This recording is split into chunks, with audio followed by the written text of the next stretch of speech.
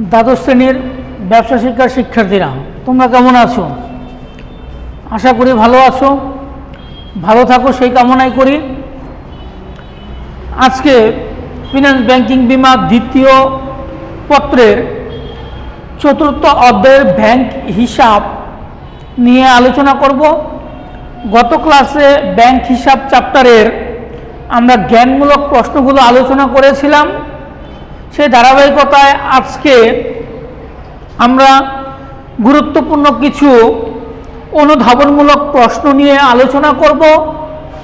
তো বোর্ডের মধ্যে আমি 7টি অনুধাবনমূলক প্রশ্ন লিখেছি। ব্যাংক হিসাব কেন গুরুত্বপূর্ণ, অথবা ব্যাংক হিসাব কেন গুরুত্বপূর্ণ, অথবা আরেকটা প্রশ্ন এভাবে লেখা যায় যে ব্যাংক হিসাব হলো ব্যাংকিং সেবা গ্রহণের প্রবেশদ্বার। ব্যাংক হিসাব হলো ব্যাংকিং সেবা গ্রহণের একটা প্রবেশদ্বার, বুঝিয়ে লেখো। কেওয়াইসি বলতে কি বোঝায়? কেওয়াইসি ফর্ম গুরুত্বপূর্ণ কেন? কেওয়াইসি ফর্ম এর নীতি কেন গ্রহণ করা হয়? একই প্রশ্ন, এটা 3 ভাবে আমরা লিখতে পারি। নমুনা স্বাক্ষর কার্ড বলতে কি বোঝায়? কোন হিসাবে ব্যাংক কোনো সুদ বা লাভ দেয় না, ব্যাখ্যা করো। কোন হিসাব খুললে ব্যাংক কর্তৃপক্ষ গ্রাহকদেরকে কোনো প্রকার সুদ অথবা লাভ প্রদান করে না, সেটা ব্যাখ্যা করতে বলেছেন। একজন ব্যবসায়ীর জন্য কোন হিসাব উত্তম, ব্যাখ্যা করো। ব্যাংক কোন হিসাবের গোপনীয়তা রক্ষা করে, ব্যাখ্যা করো। নাবালক কি ব্যাংক হিসাব খুলতে পারে, ব্যাখ্যা করো। কারণ নাবালক যারা আছেন তারা কি ব্যাংকের হিসাব বা ব্যাংকের সেবা গ্রহণ করতে পারেন, সেটা ব্যাখ্যা করো। তো আমরা প্রথমে আসি ব্যাংক হিসাব কেন গুরুত্বপূর্ণ, অথবা ব্যাংক হিসাব হলো ব্যাংকিং সেবা গ্রহণের প্রবেশদ্বার, ব্যাখ্যা করো। তো আমরা এখন ওই প্রশ্নতে যাব, যে প্রক্রিয়ার মধ্য দিয়ে ব্যাংক তার গ্রাহকদের আমানত জমা করে অর্থ উত্তোলনের সুযোগ প্রদান করে এবং ব্যাংকিং সেবা গ্রহণের সুযোগ দেয়, তাকে আমরা বলি ব্যাংক হিসাব। তাহলে কি বললাম? যে প্রক্রিয়ার মধ্য দিয়ে ব্যাংক তার গ্রাহকের আমানত জমা করে অর্থ উত্তোলনের সুযোগ প্রদান করে ব্যাংকিং সেবা গ্রহণের সুবিধা দেয়, তাকে আমরা বলি ব্যাংক হিসাব। ব্যাংক হিসাব হলো গ্রাহকদের সাথে সম্পর্ক রক্ষা, আর্থিক লেনদেনের প্রধান মাধ্যম। ব্যাংক হলো কি একটা সম্পর্ক, কাদের সাথে? গ্রাহকদের সাথে একটা আর্থিক সম্পর্ক যেন থাকে, তার একটা অন্যতম প্রধান মাধ্যমই হলো ব্যাংক। এরূপ হিসাবে খোলার কারণে গ্রাহক ব্যাংকে অর্থ জমা, লেনদেন ও নানান ব্যাংকিং সেবা লাভ করে। যখনই একজন গ্রাহক ব্যাংকে হিসাব খুলেন, তখনই তাদের সাথে একটা ব্যাংকের যে সকল সেবাগুলো আছে তখন তারা সেগুলো ভোগ করেন বা পায়। একই সাথে ব্যাংকের মাধ্যমে তহবিল সংগ্রহ করে তা খাটিয়ে মুনাফা করতে পারে। একই সাথে ব্যাংক কি করেন? ব্যাংক এই গ্রহীতাদের কাছ থেকে টাকাগুলো নিয়ে জমা রেখে তারা একটা আমানতের সৃষ্টি করেন। করার পর সেটাকে বিভিন্ন সময় কাজে লাগিয়ে মুনাফা অর্জন করতে পারে। তাই বলা হয় ব্যাংক হিসাব হলো গ্রাহকদের ব্যাংকিং সেবা গ্রহণের প্রবেশদ্বার। তাই আমরা বলতে পারি ব্যাংক হিসাব হলো ব্যাংকিং সেবা গ্রহণের প্রবেশদ্বার এবং অন্যদিকে ব্যাংক তহবিলের সংগ্রহের মুখ্য খাত। অন্যদিকে আমরা বলতে পারি যে তহবিল সংরক্ষণের জন্য অন্যতম খাত বা অন্যতম একটা মাধ্যমই হচ্ছে ব্যাংক। 2 নম্বরে আসি, কেওয়াইসি বলতে কি বোঝায়, কেওয়াইসি গুরুত্বপূর্ণ কেন ব্যাখ্যা করো, অথবা কেওয়াইসি নীতি কেন গ্রহণ করা হয় তা আমরা আলোচনা করব। প্রিয় শিক্ষার্থী, কেওয়াইসি এর পূর্ণরূপ কি, আমরা কি বলতে পারি? কেওয়াইসি এর পূর্ণরূপ হচ্ছে নো ইউর কাস্টমার, তোমার গ্রাহককে জানো। নো ইউর কাস্টমার, তোমার গ্রাহককে জানো। ব্যাংক যাতে আমানতকারী সম্পর্কে সকল তথ্য জানতে পারে, এজন্য হিসাব খোলার সময় যে ফর্ম বাধ্যতামূলকভাবে আমানতকারীকে পূরণ করতে হয় তাকে আমরা বলি কেওয়াইসি। তাহলে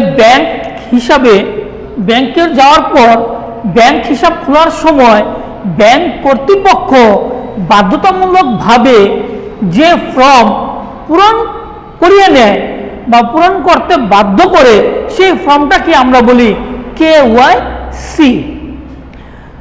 মানে ব্যাংক যখন কোনো গ্রহীতার হিসাব তারা খুলেন, তখন ওই গ্রহীতা সম্পর্কে ব্যাংকের ধারণা থাকতে হয়, জানতে হয়, বিভিন্ন তথ্য জানতে হয়। কারণ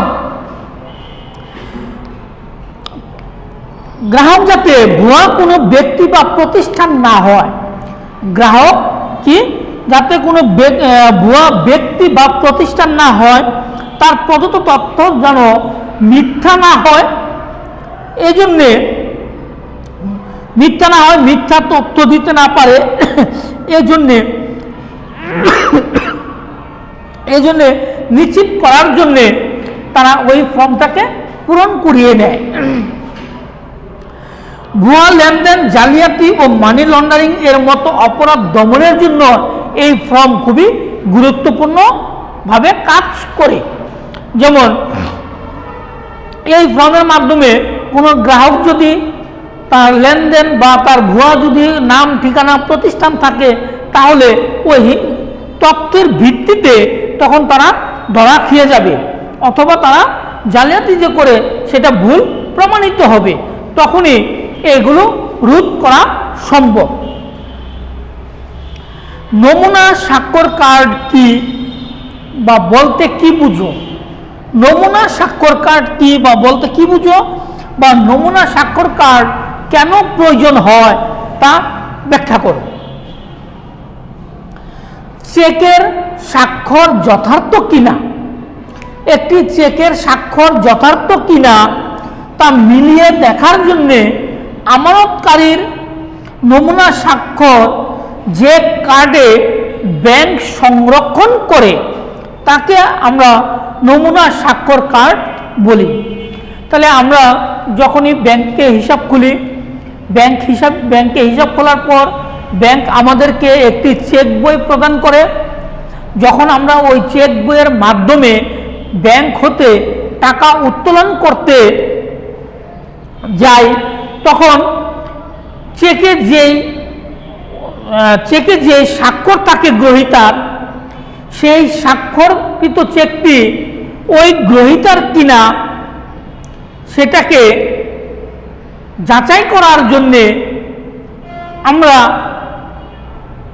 যে পূর্বে যে স্বাক্ষরিত একটি কার্ড ব্যাংক সংরক্ষণে করেছিল সেটার সাথে তারা মিলিয়ে দেখেন। যদি একই স্বাক্ষর হয় তখন সেই টাকা উত্তোলন করতে আর কোনো বাধা থাকে না। আর যখনই নমুনার যে স্বাক্ষর বা স্বাক্ষরকৃত যে কার্ডটা সংরক্ষিত ছিল সেই কার্ডটার সাথে চেকের স্বাক্ষর যদি না মিলে, তখন ব্যাংক কর্তৃপক্ষ টাকা তখন উত্তোলন করতে দেয় না। চলতি ও সঞ্চয় হিসাবের ক্ষেত্রে গ্রাহকগণকে প্রতিনিয়ত চেক কেটে লেনদেন করতে হয়। কারণ আমরা গত ক্লাসে পড়েছিলাম যে দুইটি হিসাবের বিপরীতে ব্যাংক কর্তৃপক্ষ চেক বই প্রদান করে, একটি হচ্ছে চলতি হিসাব, একটি হচ্ছে সঞ্চয় হিসাব। এই দুই হিসাবের মাধ্যমেই আমরা চেক বই পেয়ে থাকি। এই লেনদেনের জন্য নামেও চেক কাটেন, তাই চেকটা যথার্থভাবে প্রস্তুত ও তাতে গ্রাহকের স্বাক্ষর যথার্থ কিনা ব্যাংক তা নিশ্চিত হতে চায়। এরূপ যথার্থতা প্রমাণের একমাত্র উপায় হলো ব্যাংক কর্তৃক গ্রাহকের নমুনা স্বাক্ষর পূর্ব থেকে সংরক্ষণ করা। তাই নমুনা স্বাক্ষর কার্ড অবশ্যই প্রয়োজন, কারণ ব্যাংক থেকে অন্য কেউ জালিয়াতি করে টাকা উত্তোলন করতে যেন না পারে, সেজন্যই এই নমুনা স্বাক্ষর কার্ডটি খুবই প্রয়োজনীয়। যদি নমুনা স্বাক্ষর কার্ড সংরক্ষিত থাকে তাহলে ভুয়াভাবে, কোনো জালিয়াতিভাবে কোনো গ্রাহক অন্যের টাকা উত্তোলন করতে পারবে না।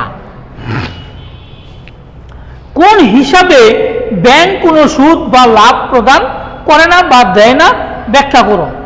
তা আমরা গত ক্লাসে আমরা পড়ছিলাম যে কোন হিসাবের বিপরীতে ব্যাংক কোনো পাস বই বা চেক বই দেয় না।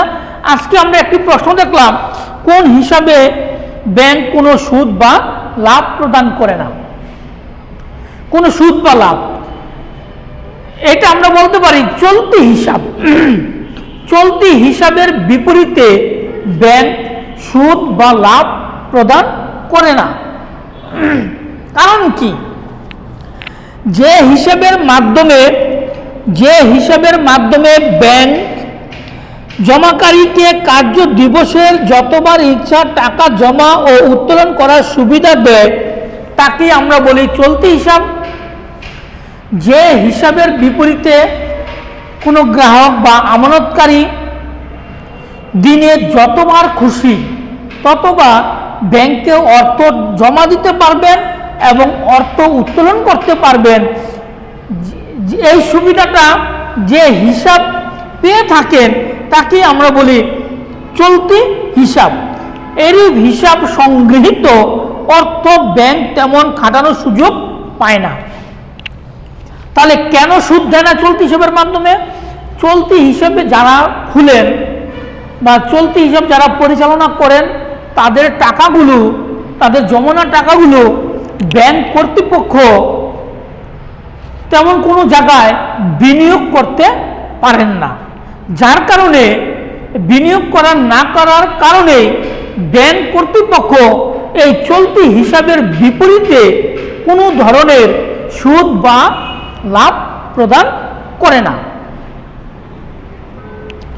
তারপরে আসি, একজন ব্যবসায়ীর জন্য কোন হিসাব উত্তম?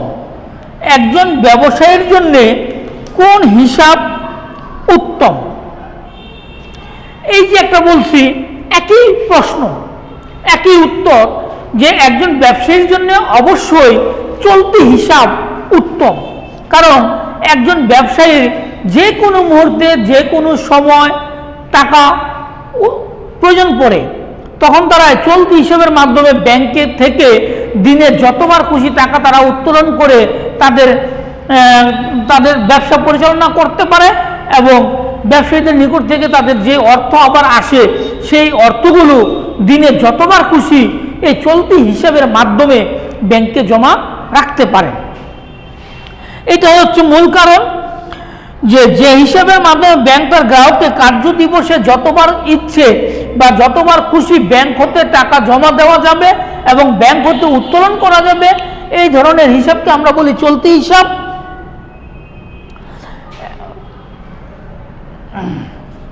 একজন ব্যবসায়ীকে প্রতিনিয়ত আর্থিক লেনদেন করতে হয় এবং ধার, নগদ ঋণ, জমাতির্ক ঋণ ছাড়াও বিভিন্ন ধরনের ব্যাংকিং সহায়তার প্রয়োজন পড়ে, যা অন্য হিসাবে পাওয়া যায় না।